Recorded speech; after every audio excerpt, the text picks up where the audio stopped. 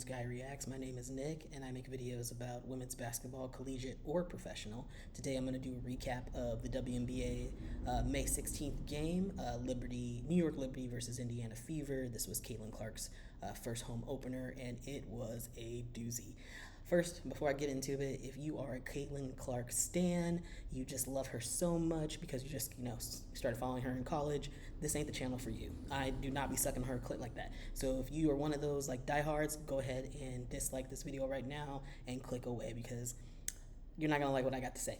And I don't allow comments, so if you're going to comment, you're not going to be able to. I'll never see it. I don't care what you think. If you want to make your own response video, that'd be great. I'd love to see more women's basketball coverage and people's opinions out there, but you're not going to be commenting on my channel. Also, I live in Mexico, and I'm right at the street, and a lot of people are going by, a lot of cars. It's loud, so I'm going to have to deal with that. So let me get into it. Woo! Let me get into it. This was a doozy of a game. So first home opener for the Indiana Fever. It was sold out arena, 17K. It's going to be a packed house.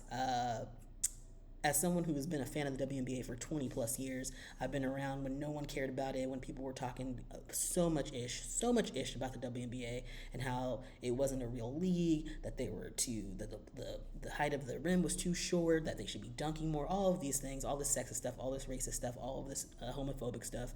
I've been a fan for forever. So I knew when Caitlin Clark was coming into this league, I knew that she was going to struggle a little bit because she's a rookie. All rookies struggle, except Candace Parker.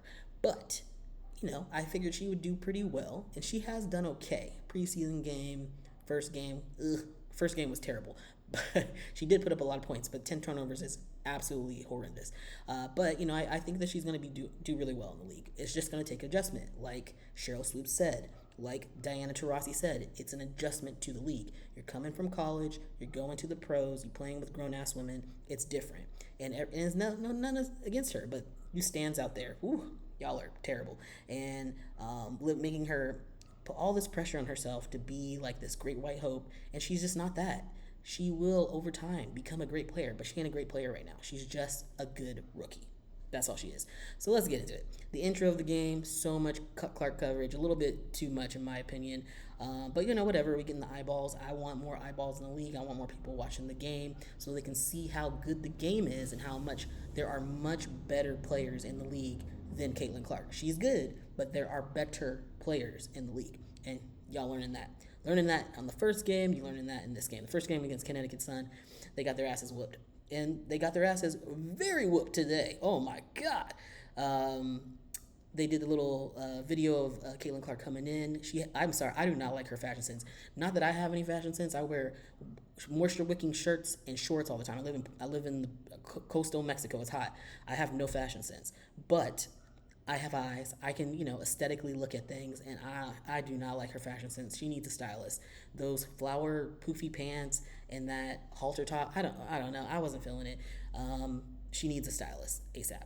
I love to see LaChina Robinson and Renee Montgomery doing some commentary on the game. I wish they were calling the games, but good enough to see them doing some kind of commentary. I love Renee Montgomery. She was a fantastic point guard in the W, and she now is part owner of the Atlanta Dream. So I love to see a former basketball player, be an owner in a team. She is the second owner. First it was Lisa Leslie with the Sparks, then Renee Montgomery, and now Sue Bird with the Seattle Storm. So good to see that. I appreciate them being honest about the game. LaChina and Renee, because it wasn't that good. She figured it out in the second quarter. Sort of. She started figuring it out in the second. The first quarter was still there were a lot of turnovers. She was doing rookie stuff. Clark doing really, really rookie things, very embarrassing. But she's the brand for the Fever, so they're going to put the ball in her hands all the time, a lot of times where I think she does not need to be having the ball in her hands.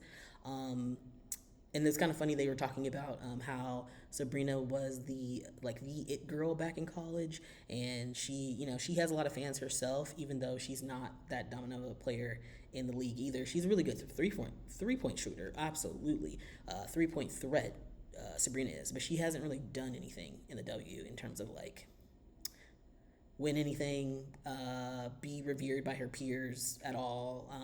She's been an all-star, but only because she got voted into it, not because she actually earned her spot as an all-star. Like, to be honest, like, you know, she's got a lot of fans, and you got to bring eyeballs. So, but she's really good 3-point shooter. I'm not doubting on Sabrina's three. She's an amazing 3-point shooter.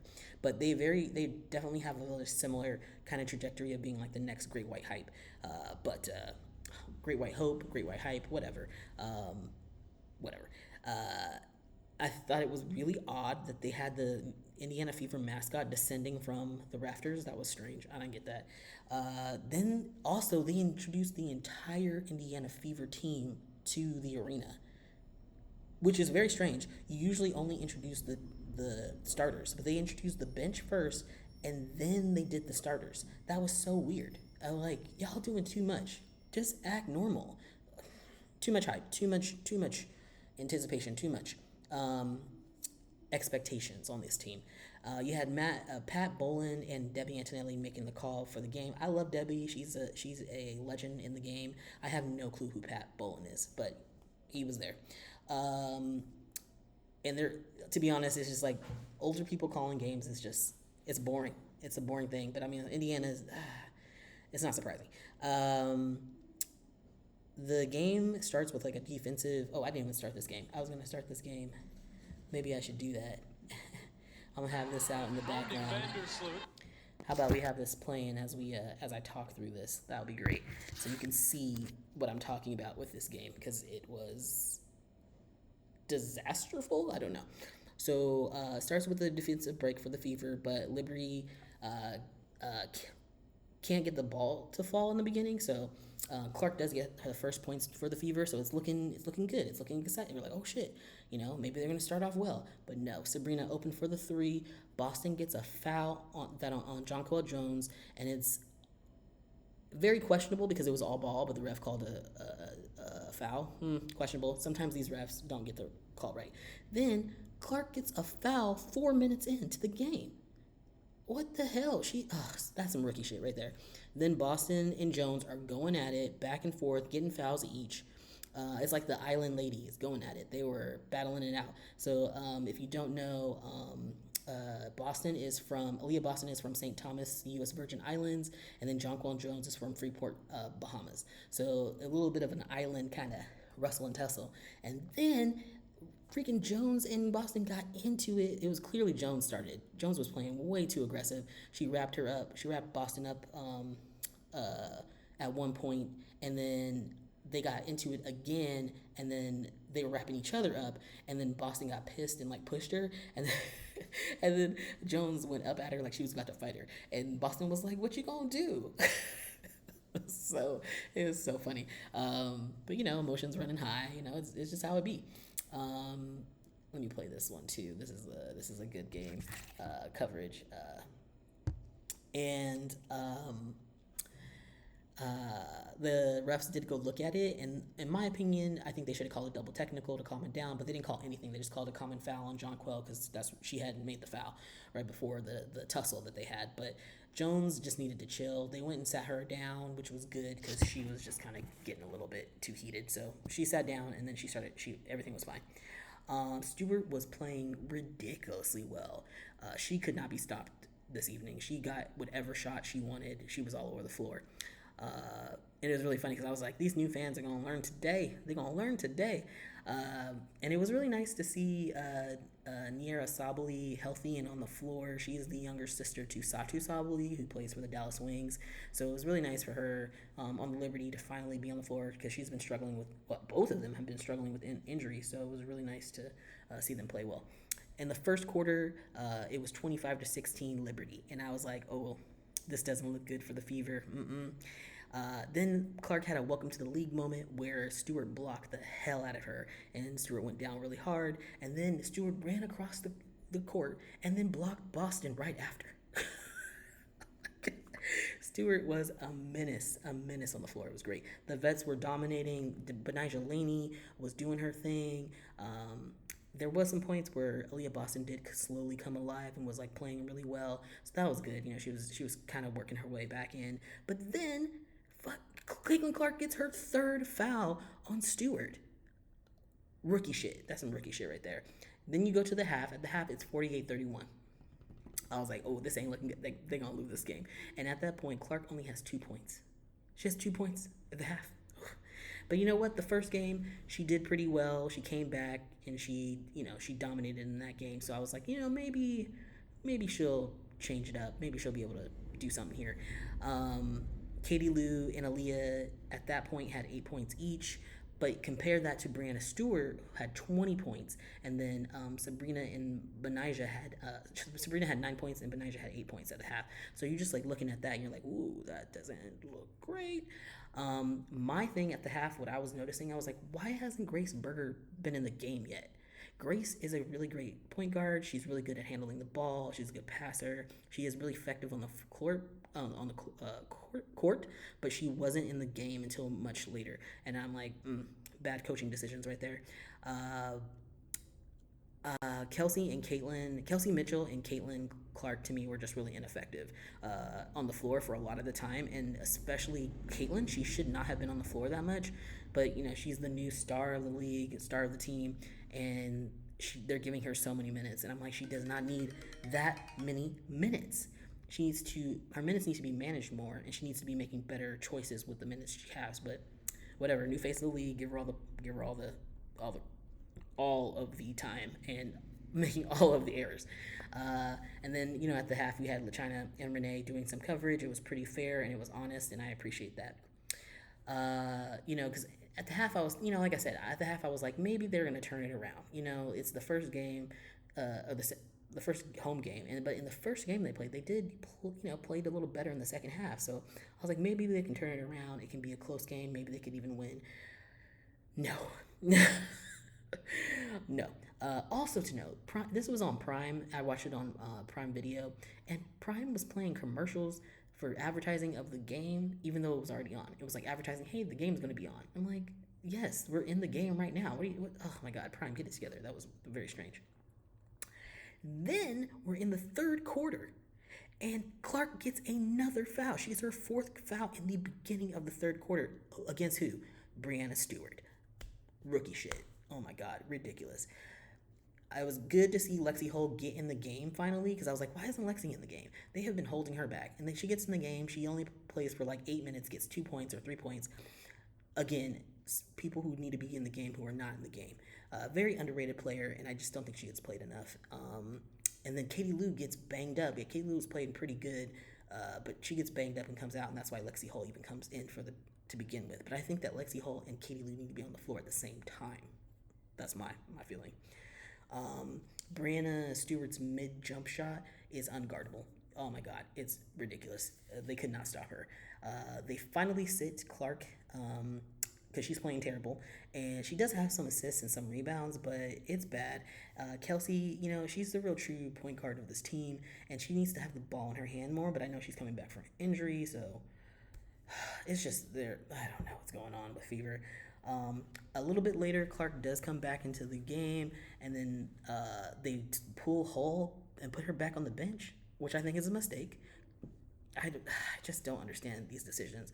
They cut into the crowd. You see Lisa Bluter and Jan Jensen, the former Iowa coaches, Jan Jensen's the new Iowa coach. They're at the game. They're watching Clark struggle. I'm sure it was very painful for them. Finally, Grace Berger gets in the game. It's 2 minutes and 30 seconds left in the third, and she finally gets in the game.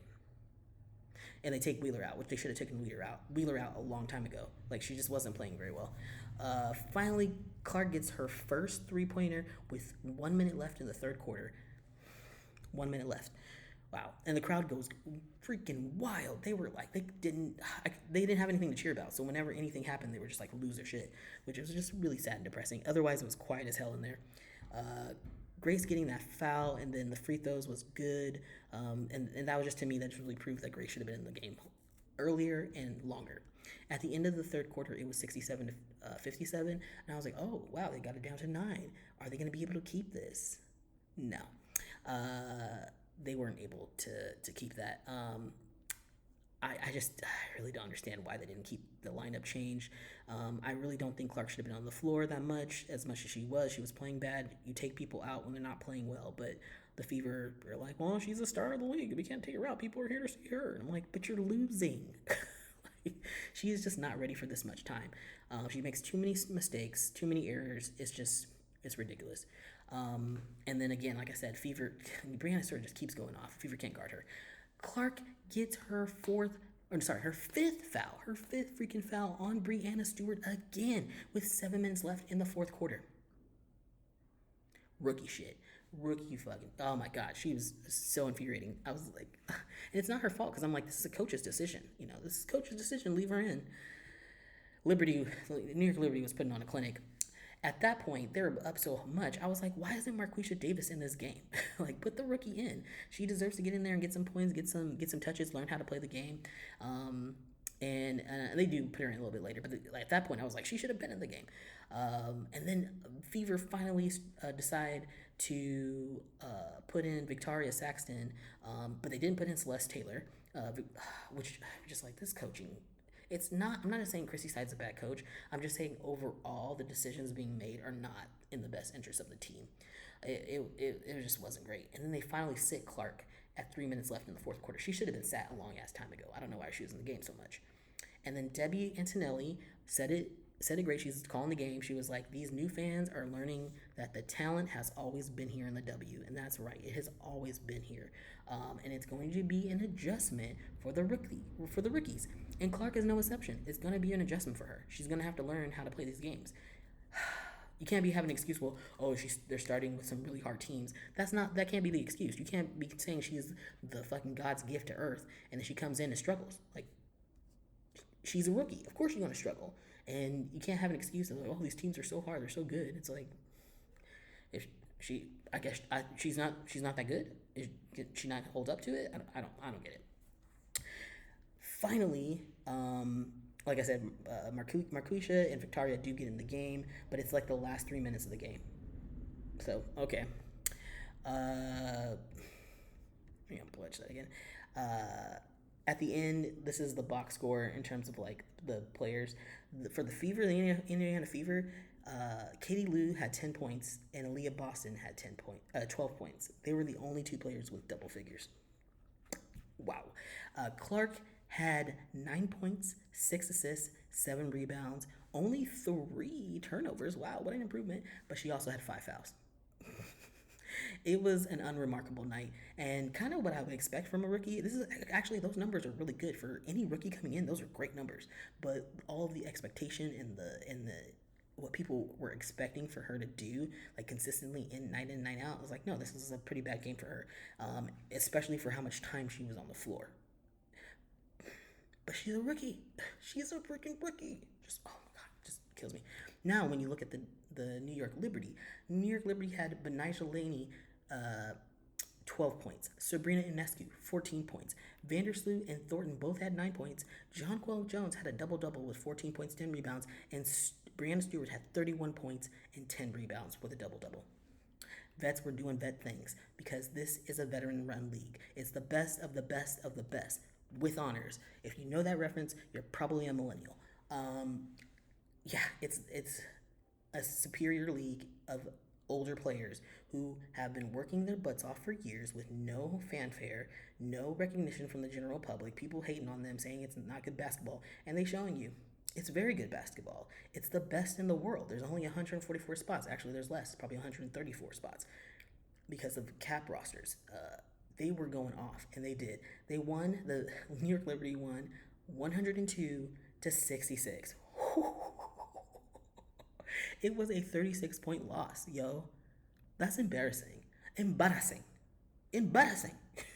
But very typical of the Fever, because I watched the Fever. I've watched the Fever since Tamika Catchings left that team. They have been not good. But you know what? 2 years ago, they won 8 games. This year, they won 13. Last year, they won 13 games. I think this year, they'll probably win 17 games, if they're lucky. They're just not going to be that good. It's going to take time. It's going to take them like probably 3 or 4 years, and then they will be good. but they're not getting there now. And Caitlin Clark is not going to fix this.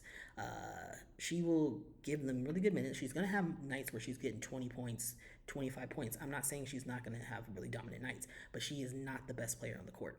And she does not need to be having that many minutes, and she shouldn't have the ball in her hand that much. She really shouldn't. She's not ready for it yet. She needs time to figure this out. She really does. And they need to actually play the ball in the people who actually have chemistry already and know the game, which are the other veterans on the team. Veterans, they're a young team, but you know what I mean. Like people who've been in the league for at least 3-4 years. Those people should have the ball in their hands more often. Anywho, I need to get off my soapbox. I'm just like, I told you so. Oh my God. You new fans are so funny with your standing. But yeah, y'all gonna learn today. And you learned today that this is the W and it's the best of the best. And it's gonna be hard. They're playing a game pretty much. All the teams are playing games like every other day. It's like you play a game every 2 to 3 days. You grind it out. They're gonna be tired. They're gonna be exhausted. They're gonna have to play to the highest caliber every night. And it's not gonna be any days off. Welcome to the W. If you like this content, please go ahead and like, comment, subscribe. Actually, don't comment. I don't have a comment section. I don't care what you think. Please like, share, and subscribe. If not, kick rocks. I don't care. Bye.